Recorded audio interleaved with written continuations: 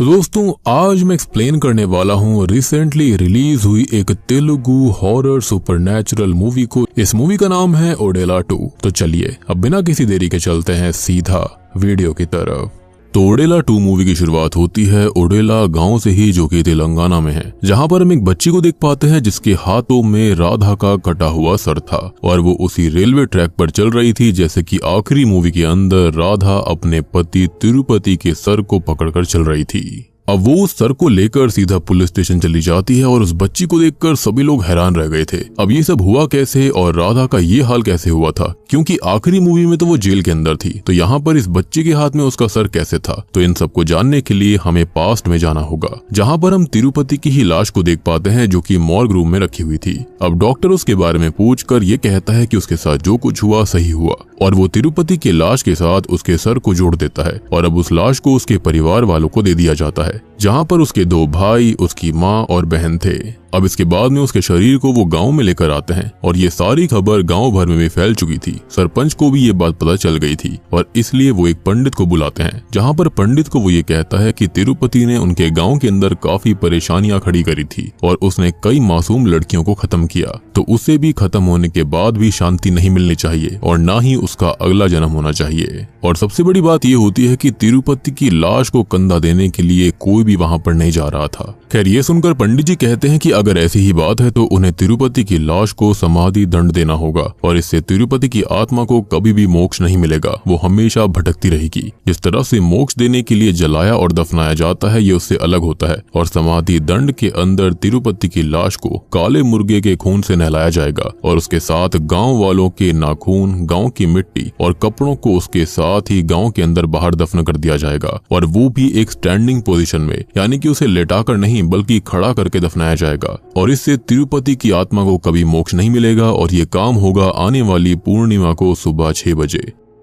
इसके बाद पूर्णिमा का दिन आता है। अब जब चंदू अपने भाई तिरुपति की अर्थी को गांव के बाहर वाले पेड़ के पास ले जा रहा था तो हम देख पाते हैं कि तिरुपति की अर्थी को कंधा देने के लिए कोई भी नहीं आया था। साथ ही साथ हम तिरुपति की आत्मा की आवाज को भी सुन पाते हैं जो कि काफी परेशान थी। तिरुपति की आत्मा चाहती थी कि उसके जानने वाले उसको कंधा दें, लेकिन ऐसा नहीं हो पाता, सब उससे मुंह फेर लेते हैं। साथ ही साथ वो ये भी नहीं चाहती थी कि उसको समाधि दंड मिले। वो यही बोल रही थी कि उसने जो गलत काम किया था उसकी सजा उसे मिल चुकी है और अब ऐसा करना गलत रहेगा। खैर अब चंदू तिरुपति की अर्थी को लेकर उस जगह पहुंच जाता है जहां पर सारे गांव वाले मौजूद थे। अब चंदू सरपंच साहब से काफी रिक्वेस्ट करने लगता है कि उसके भाई ने जीते जी उसका दंड भोग लिया है और अब उसको ये दंड ना दिया जाए। मरने के बाद तो सबको शांति मिलनी चाहिए, लेकिन कोई भी उसकी नहीं सुनता। साथ ही साथ तिरुपति की आत्मा अंदर ही अंदर कह रही थी कि उसका अंतिम संस्कार कर दिया जाए, लेकिन उसकी बात कोई नहीं सुन पा रहा था। खैर गांव वाले सारे रिचुअल्स परफॉर्म करके तिरुपति को समाधि दंड दे देते हैं और यहाँ पर उसे दंड देने के बाद तिरुपति कहता है कि वो उन सब की खुशी छीन लेगा, वो उनके पास दोबारा लौट कर आएगा और उन्हें देवी ओडेला भी उसके कहर से नहीं बचा पाएगी और वो सबको सबक सिखाएगा। अब दूसरी ओर हम कैलाश पर्वत की सीन को देखते हैं, जहां पर कुछ साधु संत तपस्या कर रहे थे और उन्हें इस चीज का आभास हो चुका था कि तिरुपति की आत्मा गांव में आतंक मचाएगी, ईविल जागने वाला है और वो बस कुछ खून की बूंदों का इंतजार कर रही है। बस उसके बाद वो आत्मा अपना काम शुरू कर देगी। जिस पर दूसरे संत पूछते हैं कि इसका हल क्या होगा महाराज जी, जिस पर वो कहते हैं कि अगर कहीं पर बुरी शक्ति आती है तो ईश्वर भी कहीं ना कहीं जन्म ले लेते हैं ताकि वो उसको रोक सकें। जिसके बाद हम एक साध्वी को देखते हैं जिसका नाम भैरवी होता है और ये वही है जिसके बारे में संत जी बता रहे थे, मतलब कि यही तिरुपति की आत्मा को रोकने वाली है। अब सीन गांव की तरफ आता है जहां पर 6 महीने बीत चुके थे और 6 महीनों में पहली बार इस गांव के अंदर शादी होने जा रही थी। दुल्हन का बाप बहुत खुश था क्योंकि अब तिरुपति जैसा खतरा गांव पर नहीं था। शादी के बाद सीन रात की तरफ आता है जहां पर हम पंडित को देखते हैं जो कि वर और वधू को आशीर्वाद देने जा रहा था, लेकिन रास्ते में उसे कुछ लड़के मिलते हैं जो कि शराब पी रहे थे। वो पंडित जी को अपने पास बैठा लेते हैं और यहाँ पर ही तिरुपति की समाधि भी थी और उसके सामने जो पेड़ होता है बरगद का, वो वहीं पर ही बैठ कर ऐसा कर रहे थे। उनमें से एक लड़का जो था वो उस लड़की को चाहता था जिसकी शादी हुई थी। वो लड़की के बारे में उल्टी सीधी बातें करने लगता है और पंडित जी उसको समझाते भी हैं कि अब वो उसको छोड़ दे, वो किसी और की हो चुकी है। तब वो लड़का कहने लगता है कि वो उस लड़की के साथ गलत काम करेगा और इसका इल्जाम वो मरे हुए तिरुपति पर लगा देगा। और ये सुनते ही पंडित जी उन पर भड़क जाता है और वहां से उठकर जाने लगता है। लेकिन इसी बीच होता यह है कि पंडित जी को बाथरूम जाना था और इसलिए वो खुले में बाथरूम करने चला जाता है और तिरुपति की समाधि भी उसी जगह पर थी जो कि शायद से वो भूल गया था या फिर नशे की वजह से उसे याद नहीं था। अब वो सोचता है कि वो दूसरी ओर बाथरूम करेगा, लेकिन तभी वहां से कुछ औरतें लौट रही थी, जिसको देखकर वो तिरुपति की समाधि की तरफ ही पलट जाता है और वो वहीं पर सुसु करने लगता है। अब जाते वक्त उसके पैर में एक कांटा चुभ गया था, जिस वजह से उसके पैरों का खून जमीन पर गिर जाता है और वो खून सीधा तिरुपति की समाधि पर ही गिरा था, जिससे कि तिरुपति की आत्मा जो होती है वो जाग उठती है और पंडित को पजेस कर लेती है। उसकी आंखें पूरी तरह से लाल हो गई थी। अब पंडित जो होता है वो पजेस्ड हालत में ही शादी वाले घर पहुंचकर दोनों दूल्हा दुल्हन को आशीर्वाद देता है। आशीर्वाद देने के बाद वो दूल्हा दुल्हन सुहागरात के लिए अपने कमरे में जाते हैं, जहां पर उनके कार्यक्रम के बीच ही पंडित वहां आ गया था। उसे देखकर पति उस पंडित को रोकने आता है, लेकिन पजेस्ड हुआ पंडित उसे थप्पड़ मारकर दूर फेंक देता है और ये देखकर दुल्हन कहती है कि उसके पापा को अगर पता चल गया तो उसके लिए अच्छा नहीं होगा। तब पंडित उसको बताता है कि वो पंडित नहीं है, बल्कि उसके रूप में तिरुपति है, या फिर ये कहें कि पजेस्ड हुआ पंडित है जिसके अंदर तिरुपति की आत्मा थी। और यहाँ पर तिरुपति उसे अपना असली रूप दिखाने लगता है, जिसके बाद वो उसके साथ में जबरदस्ती करता है, लेकिन वो लड़की वहां से भागने की कोशिश करती है। तब वो उसकी चोटी पकड़कर उसे लात मारता है, जिस वजह से उस लड़की के स्कैल्प से उसके सर के बाल जो थे, यानी कि बाल के साथ खाल निकलकर अलग हो जाती है। जिसके बाद में तिरुपति अपना काम करता है और वो लड़की वहीं पर खत्म हो जाती है। अब ये खबर जो थी वो पूरे गांव में आग की तरह फैल गई थी। पुलिस भी पंडित को ही गुनहगार समझती है और वो उसे पुलिस स्टेशन ले जाकर खूब पीटते हैं। हालांकि पंडित यही कहता रहता है कि उसने कुछ भी नहीं किया, उसे तो याद भी नहीं है कि आखिर हुआ क्या था और वो यहाँ पर आया कैसे। तब पुलिस उसे और पीटती है और तब जाकर पंडित को याद आता है और वो पुलिस वालों को बताता है उन लड़कों के बारे में, जिसके अंदर वो लड़का ये कह रहा था कि वो उस लड़की के साथ गलत काम करेगा। अब पुलिस उन लड़कों को भी उठा लेती है और उनको काफी पीटती है, लेकिन वो लोग भी यही कहते हैं कि उन्होंने कुछ नहीं किया और हम भी जानते हैं कि इन लोगों ने कुछ नहीं किया था। मीनवाइल हम अल्लाह बख्श नाम के आदमी को देखते हैं और ये आदमी एक मौलवी है जो कि झाड़ फूक का काम जानता था और गांव को बचाया भी करता। अब एक माँ बाप अपनी बच्ची को लेकर उसके पास आए हुए थे, तब वो उसकी बच्ची को ठीक करता है और उसके माता पिता को एक रिचुअल करने के लिए बोलता है। वो बताता है कि गाँव के बाहर उन्हें एक मुर्गे की बलि देनी होगी और फिर रात में वो माता पिता रिचुअल करके एक मुर्गे की बलि दे देते हैं और वहां से निकल जाते हैं। अब इसी बीच वेंकटेश नाम का लड़का वहां से गुजर रहा था, जो कि बख्श का असिस्टेंट था। वो देखता है कि वो जो मरा हुआ मुर्गा था उसे तिरुपति की आत्मा उठाकर खा रही थी। ये देखकर वो काफी हैरान रह जाता है, जिसके बाद अगले दिन ये बात वेंकटेश बख्श को बताता है। अब बख्श ये सुनकर चिंता में आ गया था। खैर इसी बीच गांव का एक बड़ा व्यक्ति जो कि सरपंच के अपोजिशन पार्टी के अंदर था, वो अपनी बेटी की शादी का कार्ड देने आता है और एक कार्ड वो बख्श को भी देता है। तब बख्श उसको ये शादी रुकवाने की सलाह देते हैं, क्योंकि गांव के हालात ठीक नहीं थे और उनको कुछ ना कुछ गड़बड़ लग रही थी। लेकिन वो आदमी काफी जिद्दी होता है, पैसे के नशे में चूर था। वो कहता है कि वो ये शादी नहीं रोक सकता क्योंकि वो लड़का बहुत बड़े बाप का बेटा है। जिसके बाद सीन रात में आता है, जहाँ पर हम तिरुपति की साइकिल को अपने आप ही चलते हुए देखते हैं। इसका मतलब उसे तिरुपति ही चला रहा था। अब अगले दिन तिरुपति का परिवार उसकी समाधि पर भोग चढ़ाने आता है। तभी तिरुपति की माँ उस साइकिल को नोटिस करती है और वो ये बोलती है कि शायद से ये साइकिल चंदू लेकर आया होगा और नशे में यहीं छोड़ दी होगी। लेकिन चंदू इस बात से इनकार कर देता है कि उसने ऐसा नहीं किया, लेकिन उसकी बात पर कोई भी विश्वास नहीं करता। और अब भोग रखकर ये लोग वहां से चले जाते हैं और चंदू भी अपनी साइकिल अपने साथ ले गया था। और उनके जाने के बाद में तिरुपति अपने भोग को खाने लगता है। मीनवाइल हम उस आदमी की बेटी की शादी को देखते हैं, जहाँ पर सरपंच भी आया था। सरपंच खाना खाने के बाद वहाँ पैसे देता है, जो कि मात्र 116 रुपए थे। ये देखकर दुल्हन का भाई उसका मजाक बनाने लगता है कि इतना बड़ा आदमी होकर वो मात्र 116 रुपए दे रहा था, और इस चीज को वो माइक में बोल देता है। और फिर क्या था, वहाँ पर लड़ाई होने लगती है, जहाँ पर दुल्हन का बाप और सरपंच आपस में लड़ भिड़ते हैं। और जाते जाते सरपंच कहता है कि उसकी बेटी की हालत उसकी बेटी से भी बुरी होगी, और इतना कहकर वो वहाँ से निकल जाता है। खैर अब रात में सरपंच अपने ट्रैक्टर पर अपने साथी के साथ दारू पीते हुए जा रहा था, लेकिन तभी सरपंच को भी बाथरूम लग जाती है। जिसके बाद वो उतरकर तिरुपति की समाधि पर ही सुसु करने लगता है, और ये सब वो जानबूझकर ही कर रहा था कि तभी उसके पैरों के अंदर भी वही कांटा चुभ जाता है, जिसको निकालने पर उसे खून आता है, जो कि जमीन पर गिर गया था। जिसके बाद तिरुपति की आत्मा सरपंच को भी पजेस कर लेती है। खैर अब पजेस्ड हुआ सरपंच ट्रैक्टर के पास जाता है और एक लात में ही ट्रैक्टर पर बैठे आदमी को उड़ा देता है, यानी कि यहाँ तिरुपति की शक्ति काफी बढ़ चुकी थी। खैर अब वो खुद ही ट्रैक्टर को चलाकर उस आदमी के घर पर जाता है जहाँ पर शादी हुई थी, जो कि उसका अपोजिशन भी था। लेकिन वो अपनी दिव्य दृष्टि से देख लेता है कि वो लड़की और लड़का वहाँ पर नहीं थे। तभी वो अपनी दिव्य दृष्टि फिर से इस्तेमाल करता है, जहाँ पर उसको पता चलता है कि ये दोनों ही भुट्टे के खेत के अंदर है। जिसके बाद वो जल्दी से कॉर्न के खेत में चला जाता है, जहाँ पहुंचकर वो खेतों के बीच में बने हुए शानदार बिस्तर को ही टक्कर मारकर गिरा देता है और इसके बाद वो पति को भी जान से मार देता है। फिर वो दुल्हन की तरफ बढ़ता है और इसी बीच खेत में आग लग चुकी थी। वो दुल्हन के पास आकर उसके मुंह के अंदर एक भुट्टा डाल देता है और उसके बाद उस पूरे खेत में आग लग जाती है। सब कुछ जलकर राख हो गया था। खैर इसी के साथ में दुल्हन भी जलकर मारी जाती है। अब अगले दिन पुलिस वहां पर आकर ये सब देखती है और सरपंच के ट्रैक्टर से उनको पता चल जाता है कि ये सब किसने किया है। खैर दूसरी ओर हम भैरवी को देख पाते हैं जो कि काशी में बैठकर ओम नमः शिवाय का जाप कर रही थी। अब कैलाश में बैठे हुए संत महात्मा कहते हैं कि भैरवी जब 110 करोड़ बार जाप कर लेगी तब कोई चमत्कार होगा। खैर दूसरी ओर दुल्हन का बाप जो होता है वो पंडित और सरपंच दोनों को एक पेड़ से बांधकर उनको पीटने लगता है। वो दोनों उन्हें बताने की कोशिश कर रहे थे कि उन्होंने कुछ नहीं किया, लेकिन वहाँ पर पूरा गाँव इकट्ठा हो रखा था और कोई भी उनकी बात नहीं सुनता। तभी वहाँ पर अल्लाह बख्श आकर कहने लगता है कि उन दोनों ने कुछ नहीं किया है और ये जो कुछ भी हुआ था वो उन गाँव वालों की गलती है। जिसके बाद वेंकटेश उन गाँव वालों को एक सीसीटीवी फुटेज दिखाने लगता है जिसके अंदर साइकिल गांव के अंदर रात में अपने आप चल रही थी। ये देखकर सारे गांव वाले दंग रह जाते हैं। वो मुर्गा जो था वो भी उसको हवा में लेकर कोई खा रहा था, जो कि कोई और नहीं बल्कि तिरुपति की आत्मा थी। तब अल्लाह बख्श सबको कहता है कि ये सब तिरुपति की आत्मा कर रही है और उन लोगों ने उसे समाधि दंड देकर बहुत बड़ी गलती करी है। इनफैक्ट उन्होंने खुद की मौत को दावत दी है। यहाँ गाँव वालों को अपनी गलती का एहसास हो जाता है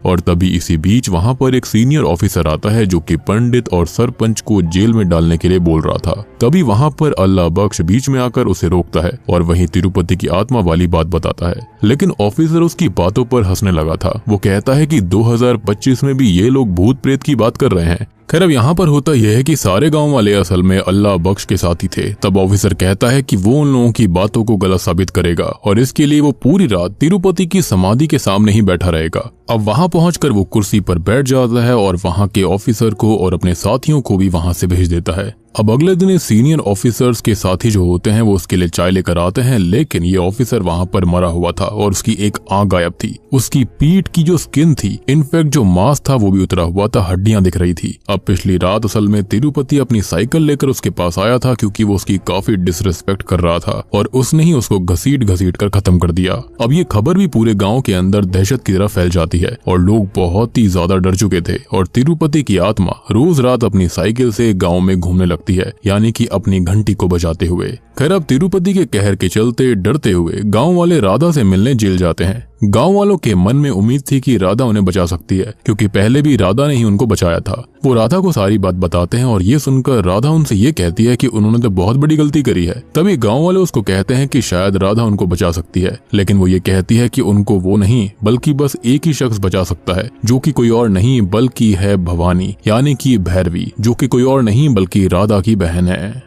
असल में बचपन में उसका नाम भवानी हुआ करता था और बाद में उसने खुद का नाम भैरवी रख लिया। वो असल में घर को छोड़कर बचपन में ही चली गई थी और उसका कारण था शिव के प्रति उसका अटूट विश्वास। उनकी दादी जो थी ना, वो भी असल में शिव की बहुत बड़ी भक्त हुआ करती थी और भैरवी हमेशा से उनके जैसा ही बनना चाहती थी। उसने एक प्रवचन में सुना था कि जो लड़की मोह माया को त्याग देगी और अपनी पूरी जिंदगी कुंवारी रहेगी और शिव के जाप को 110 करोड़ बार करेगी तो उसे शिव की असीम शक्ति प्राप्त होगी। और ये सारी बातें भैरवी के मन में इस कदर बैठ गई थी कि वो बचपन में ही घर को छोड़कर चली गई। अब असल में हुआ ये था कि जो भैरवी होती है उसकी दादी शिव की उपासना कर रही होती है। तभी उनके हाथ से रुद्राक्ष समेत जो त्रिशूल होता है वो छूटकर नीचे गिर जाता है, जिससे कि उनको एहसास हो जाता है कि उनका अब इस धरती को छोड़ने का समय आ चुका है और वो भैरवी के सामने ही खत्म हो जाती हैं, या फिर ये कहें कि खुद के प्राण त्याग देती हैं और शिव में सम्मिलित हो जाती हैं। और अब भैरवी के जाने के बाद में उसके माता पिता भी नहीं बचे और अब भैरवी एक नागा साधु बन चुकी है।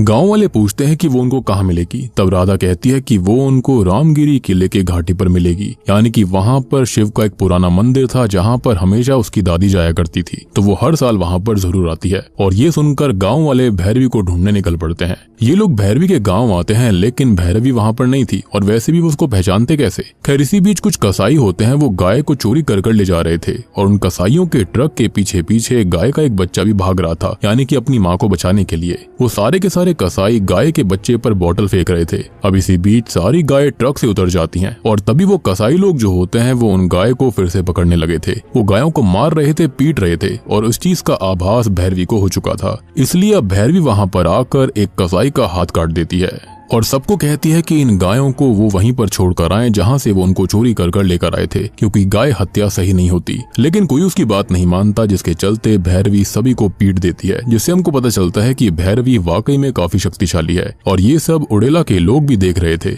अब जब भैरवी वहाँ से जा रही होती है तब वो गाँव वाले उसे भैरवी माँ करके बुलाते हैं, जिसके बाद वो भैरवी को सारी बातें बताते हैं, जिससे भैरवी खुश नहीं थी, क्योंकि उन्हें तिरुपति को मारने के बाद ऐसा दंड नहीं देना चाहिए था, क्योंकि उसने जो पाप किया था उसकी सजा उसको ऑलरेडी मिल चुकी थी। और यहाँ पर जो कुछ हो रहा था उसके जिम्मेदार गाँव वाले खुद थे, उनकी जेलसी कह लो या फिर उनका बदला कह लो। लेकिन वो लोग ये बोलते हैं कि वो काफी चिंता में हैं और उनके गाँव की खुशी मानो उनसे छिन सी गई है। और ये सुनकर भैरवी उनके साथ जाने के लिए मान जाती है। उसका रीजन ये भी था कि उन लोगों ने ये कहा था कि शायद भगवान है ही नहीं, और ये सुनकर भैरवी गुस्सा हो गई थी। खैर अब भैरवी गांव में अपने कदम रखती है और उसके आने की वजह से गांव वालों में मानो एक उम्मीद सी जाग गई थी और वो लोग उसका स्वागत करते हैं, वो भी काफी अच्छे से। भैरवी सबसे पहले अपने पुराने घर जाती है, जहां पर वो अपनी दादी की तस्वीर को देखती है, जो कि आज भी वहीं पर थी, और उसको अपनी दादी की वजह से ही ऐसी जिंदगी जीने की प्रेरणा मिली थी। जिसके बाद होता यह है कि एक रुद्राक्ष जो होता है वो एक पेड़ के होल के अंदर चला जाता है, जो कि इसी घर के अंदर था, और वहां से भगवान शिव का जो सांप होता है वो बाहर निकल कर आता है। और भैरवी समझ जाती है कि यही रुद्राक्ष उसको रास्ता दिखाएगा।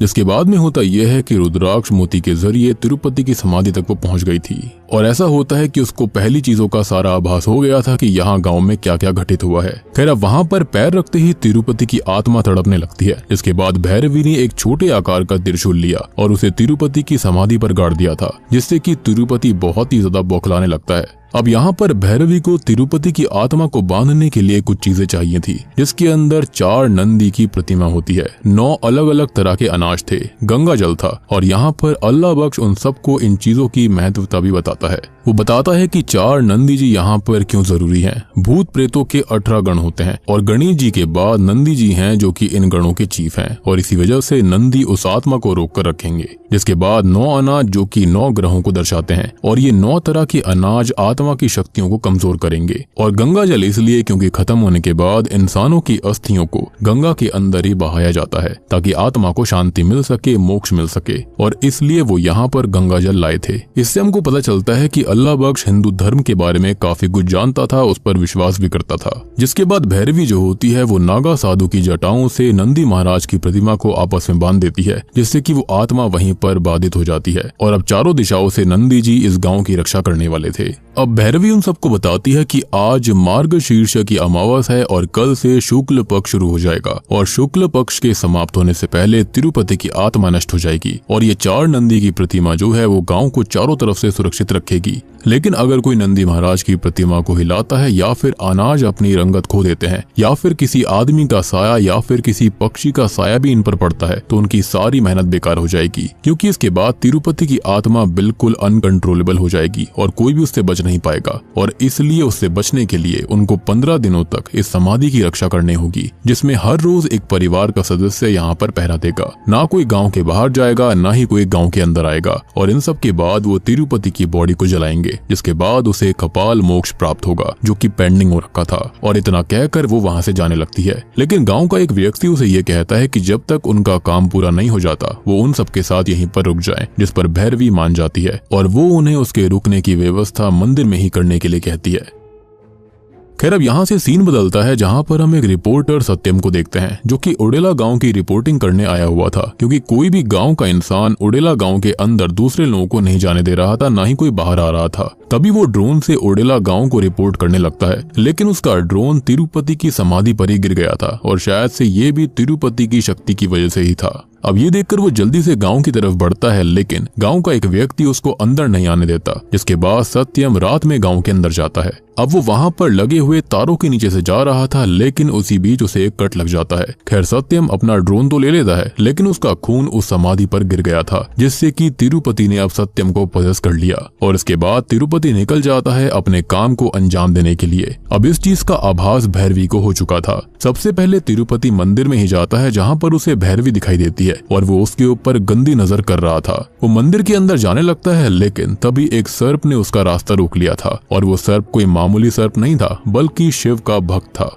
ये देखकर तिरुपति अपनी साइकिल लेकर वहां से भागने लगता है और एक जगह आकर रुक जाता है, जहाँ पर उसकी समाधि पास में ही थी। अब तभी होता यह है कि भैरवी भी वहाँ पर आ जाती है। वो भैरवी को देखकर समझ गया था कि ये वही साध्वी है, यानी कि नागा साधु है। वो भैरवी को कहने लगता है कि वो उसके कहर से गांव को नहीं बचा पाएगी। तब भैरवी कहने लगती है कि उसके ऊपर शिव की कृपा है। तब वो बताता है कि वो शैतान की पूजा करेगा और 5 एलिमेंट्स को हासिल करके गांव की सारी खुशी छीन लेगा। लेकिन भैरवी चुप नहीं बैठती, उसके पास उसके हर सवाल का जवाब था। यहाँ पर हम ये भी देख पाते हैं कि तिरुपति इतना इविल हो चुका था कि वो शिव भगवान की भी बेइज्जती कर रहा था। अब ये देखकर तिरुपति को अंदाजा हो गया था कि भैरवी उससे ज्यादा ताकतवर है और इसलिए वो दोबारा अपनी समाधि में जाने लगता है। लेकिन जाने से पहले वो उसे कहता है कि वो दोबारा फिर से लौटेगा। और अब सीन 15 दिन बाद आता है, जहाँ पर राधा जेल से रिहा हो रही थी और अब वो गांव में आकर सबसे पहले अपनी बहन भैरवी को ही देखती है। खैर, अब यहाँ पर वो सब एकजुट होकर बैठे हुए थे और उन्हें बहुत जल्दी तिरुपति की दुष्ट आत्मा से छुटकारा मिलने वाला था।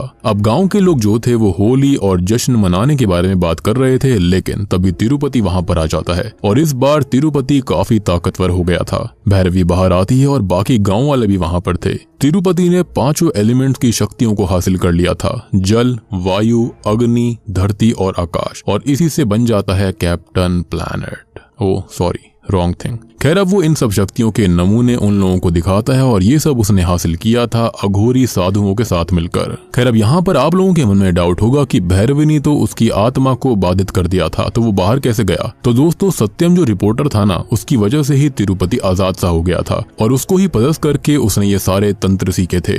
खैर, अब यहाँ तिरुपति भैरवी को कहता है कि वो इन गांव वालों को उससे नहीं बचा सकती। अब इसके बाद तिरुपति अपनी शक्ति से गांव के चारों तरफ एक बहुत ही शक्तिशाली एनर्जी का घेरा बना देता है और वो लोगों से कहता है कि जो कोई भी इस बॉर्डर को पार करेगा वो मारा जाएगा। वो कहता है कि इस गांव के अंदर अब ना खेती होगी, ना ही कोई स्कूल जाएगा और अब ये गांव शमशान घाट बनेगा। ये सुनकर एक आदमी वहां से भागने की कोशिश करने लगता है, लेकिन जैसे ही उसने बॉर्डर से बाहर एक कदम रखा, उसका सर उसके धड़ से अलग हो जाता है। वहां पर जो गाय और भैंस होती हैं, वो भी बीच से कट जाती हैं। ये देखकर गांव वाले समझ गए थे कि वो यहाँ से अब बाहर नहीं जा सकते, वो कैद से हो गए थे। साथ ही साथ कोई जानवर या फिर पक्षी भी उस लाइन को क्रॉस नहीं कर सकता था, उनकी बहुत ही बुरी मृत्यु होती है। ये सब देखकर गाँव वालों की सारी उम्मीदें पानी पानी हो गई थी। अब हम देखते हैं कि सारे गांव वाले भी हिम्मत हार चुके थे, साथ ही साथ भैरवी भी हिम्मत हार गई थी। उसे कुछ भी समझ में नहीं आता कि अब आगे क्या होगा। अब दिन ऐसे ही बीतने लगते हैं। गांव वाले दहशत और दुख में रहने लगे थे। अब एक दिन भैरवी पेड़ के नीचे बैठी हुई थी कि तभी उसके पास एक माँ बाप अपनी बेटी को लेकर आते हैं। वो बहुत ही ज्यादा बीमार थी, उसकी हालत वाकई में खराब हो रखी थी, उसके मुंह से झाग आ रहे थे और ये वही बच्ची थी जिसने की राधा का सर अपने हाथ में पकड़ा हुआ था।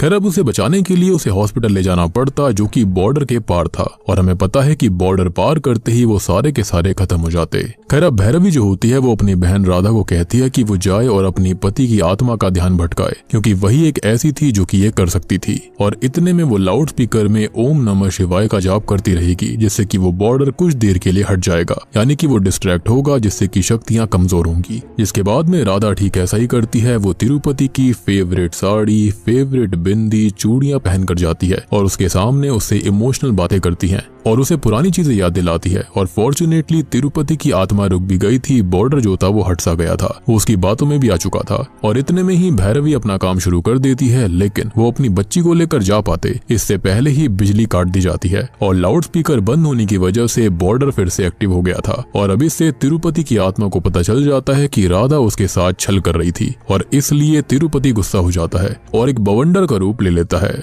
और ऐसा इसलिए था क्योंकि उसने 5 एलिमेंट्स को अपने कंट्रोल में करके रखा हुआ था, तंत्र की मदद से, काले जादू की मदद से। अब तभी वो राधा को सजा देने के लिए और गांव वालों के सामने एक एग्जाम्पल सेट करने के लिए कि वो एक छोटी बच्ची के लिए उसको धोखा दे रहे थे, तो वो उसी बच्ची को पदस्थ करके उसके हाथों से राधा का सर धड़ से अलग कर देता है और वो बच्ची राधा का सर लेकर रेलवे ट्रैक के जरिए पुलिस स्टेशन पहुंच जाती है। और इस मूवी के अंदर जो स्टार्टिंग वाला पार्ट था वो उडेला रेलवे स्टेशन नाम ही था और ये वही शुरुआत वाला सीन है जहाँ पर राधा का सर ये बच्ची लेकर आ रही थी। और अब आपको समझ में आया होगा कि ऐसा कैसे हो पाया था। खैर, अगले सीन में भैरवी राधा का अंतिम संस्कार करती है और काफी दुखी होती है, वो पूरी टूट चुकी थी। अब इसके बाद भैरवी जाती है तिरुपति से बात करने और वो उससे भीख मांगती है कि वो इस गांव को छोड़ दे, लेकिन तिरुपति इसके लिए नहीं मानता, क्योंकि वो भी सबके सामने काफी गिड़गिड़ाया था कि उसे समाधि दंड ना दिया जाए, लेकिन किसी ने उसकी बात नहीं सुनी। तब वो पूछती है कि गांव वालों को क्या करना होगा जिससे कि उसका गुस्सा शांत हो जाए। तब तिरुपति कहता है कि भैरवी उससे शादी कर ले और वो उसके साथ सुहागरात मनाएगा। और अगर वो शिव भगवान को छोड़कर उसको अपना आराध्य मान लेगी और उसके सामने खुद को समर्पित कर देगी तो वो पक्का वादा करता है कि वो गांव वालों को बख्श देगा और आजाद हो जाएगा। ये सुनकर भैरवी सहम गई थी, लेकिन वो गांव वालों के लिए करने के लिए तैयार हो जाती है क्योंकि उसके हिसाब से ये भी शायद से शिव की ही कोई मर्जी थी। लेकिन गांव वाले उसे ये नहीं करने देना चाहते थे। वो कहते हैं कि ये सब गांव वालों की गलती है और तब भैरवी उन्हें विश्वास दिलाती है कि भगवान सब ठीक करेंगे। लेकिन इतना सब होने के बाद गांव के लोगों के अंदर से भगवान पर से विश्वास उठ गया था और उन्होंने भगवान से सारी उम्मीदें खो दी थी। लेकिन भैरवी उनको विश्वास रखने के लिए कहती है और बोलती है कि हर चीज में ओम की ही ध्वनि होती है, तो हर चीज में भगवान बसते हैं और ये भी उनकी ही इच्छा होगी। खैर इसके बाद वो वहां से जाने लगती है और तिरुपति के पास जाने से पहले वो अल्लाह बख्श के सामने ओम नमः शिवाय उसके ऊपर हाथ रखकर कहती है और बख्श को समझ में नहीं आता कि आखिर उसने उसके सामने ही ऐसा क्यों कहा। खैर अब इसके बाद वो सोच में पड़ गया था और वो थोड़ा बहुत सोचता है और वो ओम नमः शिवाय को डिकोड करने की कोशिश करता है। जिस तरह से बोलते हुए भैरवी ने हाथ बनाया था उसका मतलब होता है कपाल, और यहाँ पर अल्लाह बख्श समझ गया था कि वो असल में कपाल मोक्ष की बात कर रही है जो कि तिरुपति की आत्मा के साथ करना था। मतलब कि उसे समझ आ चुका था कि उन्हें मिलकर तिरुपति की बॉडी का कपाल मोक्ष करना होगा, यानी कि उसके सर को और उसकी बॉडी को जलाना पड़ेगा। अब दूसरी ओर भैरवी जो होती है वो रेडी हो जाती है और उसने जिस तरीके से खुद को एक साध्वी के रूप में सजाया था वैसे ही अब उस चीज से हटकर वो एक नॉर्मल लड़की के रूप में सज जाती है, जैसे कि कोई लेडी सजती है अपनी शादी की रात पर। दूसरी ओर सारे गांव वाले नंदी भगवान के मंदिर के सामने फेस्टिवल मनाने लगते हैं और उनकी पूजा करते हैं, यानी कि भगवान मल्लना के मंदिर में, जो कि शिव भगवान के ही रूप हैं। लेकिन दूसरी ओर तिरुपति की आत्मा भैरवी के साथ गलत काम करने आ जाता है और वो इसी गांव के एक लड़के को पदस करके यहाँ पर आया था जो कि भैरवी को शुरुआत से ही पसंद करता था, जो कि कोई और नहीं बल्कि वेंकटेश खुद था। लेकिन होता यह है कि वो उसे छू नहीं पाता। भैरवी असल में बार बार ओम नमः शिवाय का जाप कर रही थी जो कि तिरुपति को अच्छा नहीं लगता और इसलिए अब वो उसको गांव वालों के बीच लेकर आता है और उसके साथ गलत काम करने की कोशिश करता है। लेकिन वो अभी भी ओम नमः शिवाय का ही जाप कर रही थी और हम जानते हैं कि यहाँ पर उसके जो जाप थे वो बहुत ही ज्यादा कम बचे थे, यानी कि उसको 110 करोड़ बार ये करना था। और अब इस चीज से गुस्सा होकर तिरुपति उसे बुरी तरह से पीटने लगता है, लेकिन वो जाप करना नहीं छोड़ती। तब वो बेरहमी से उसे मारने लगता है, साथ ही साथ वो शिव जी की भी बेइज्जती कर रहा था। अब वो भैरवी को एक जलती हुई लकड़ी की मदद से स्टैब कर देता है और अब बस भैरवी को एक ही बार ओम नमः शिवाय कहना था, जिसके बाद उसके 110 करोड़ जाप पूरे हो जाते। लेकिन इससे पहले ही वो बेहोश हो जाती है। ये देखकर सभी डर चुके थे, लेकिन तभी वहाँ पर गाँव वालों में से एक बच्ची भैरवी के पास आकर उसे उठाने लगती है। ये देखकर तिरुपति हंसने लगा था, लेकिन जब भैरवी नहीं उठती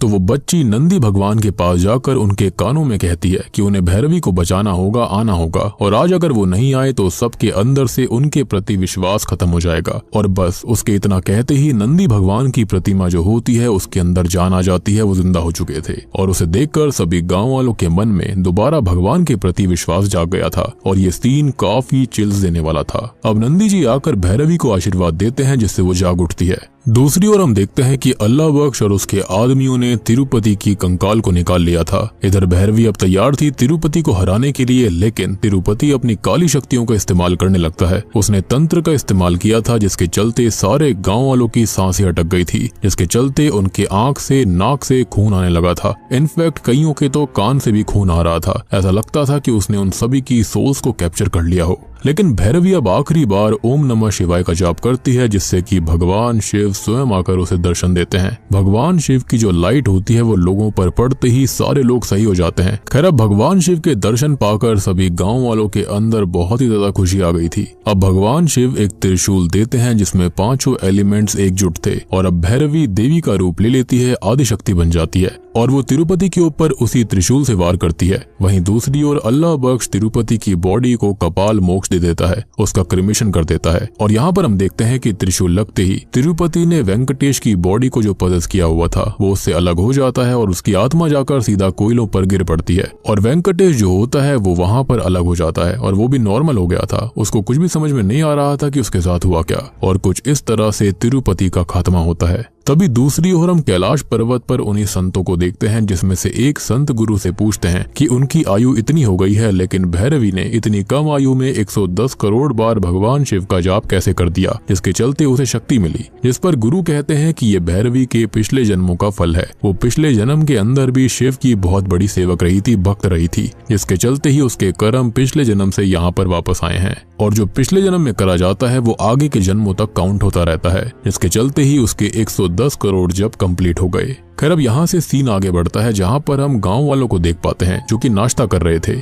लेकिन तभी उनमें से एक को साइकिल की घंटी की आवाज आती है और वो वहाँ पर तिरुपति की साइकिल को दोबारा अपने आप चलते हुए देखते हैं, जिससे कि सभी बहुत ही ज्यादा डर गए थे। और मूवी के एंडिंग सीन में हम देखते हैं शिवलिंग को, जहाँ से हमको पता चलता है कि अब उड़ेला का पार्ट 3 भी आएगा। इसी के साथ में उड़ेला 2 मूवी यहीं पर खत्म हो जाती है। तो दोस्तों, ये थी उड़ेला 2 फिल्म की कहानी, जिसने की एक सुपर नेचुरल रुख ले लिया है। उम्मीद करता हूँ कि आपको ये जरूर पसंद आई होगी। तो वीडियो पसंद आई हो तो लाइक कर दीजिए, चैनल के ऊपर नए हो तो सब्सक्राइब कर लेना। तो मैं आप सबको मिलता हूँ अगली वीडियो के साथ में।